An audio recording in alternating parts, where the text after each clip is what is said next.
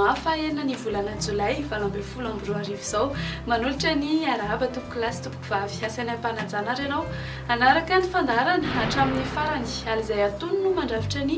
toetry ny androntsika eto Madagasikara amin'izao fotoana izao ary mafy ny fitsokandrivotra ny aty amin'ny ray apatelo avaratry Madagasikara torak'izany ihany koa any amin'ny faritry ny afovoantany ny aty amin'ny morotsiraky menabe sy atsimo andrefana aty ary tokony hitandrina ihany koa ireo mpampiasa ranomasina amin'ny morotsiraka atsimo andrefana sy ho anareo any atsimo any jerentsika manaraka izao ary ny atsipiriany amin'ny mety toetry ny andro raha ho any rapitso hoe ny maraina dia ilatsaka ny orana amin'ny ilana tsinanan'ny Madagasikara ray manontolo iny raha toka andrahoana ary mety hoarahina erika indraindray ny andro ny amin'ny ilana tsinanan'ny faritry ny afovoantany ary andrahoana na andrahoana fitsiny andro ho an'ny faritra sisy tsy dia mifakaiza amin'izay ny mety toetry ny andro ho an'ny hariva satria dia mbola hitohy hatrany ny orana amin'ny ilana tsinanan'ny Madagasikara ray manontolo ary andrahoana na mety hoarahina erika indraindray amin'ny ilana tsinanan'ny faritry ny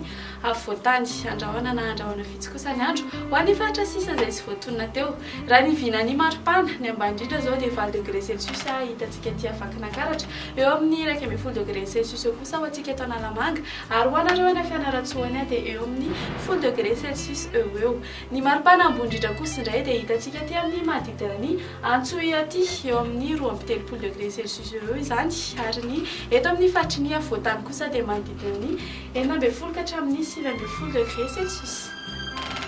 avaranantsika azy ary dia toy izao ny mety toetry ny andro ho an'ireo tanan-dehibe sy nosy manodidina antsika hibalika be ny masoandro any Paris, Milan sy La Réunion raha toka hifandimby amin'ny rahona izany any Comores anaorana tandrifondraona kosa ny any Maurice sy Seychelles ary Nairobi fa ho arahy kotrik'izany any any Bangkok andrahondrahona kosa ny andro any a Johannesburg dia izay indray ary ny masaka azonao rosanao tamin'ity ality manome fotoananao ny tenako aminy nanaraka indray veloma tompoko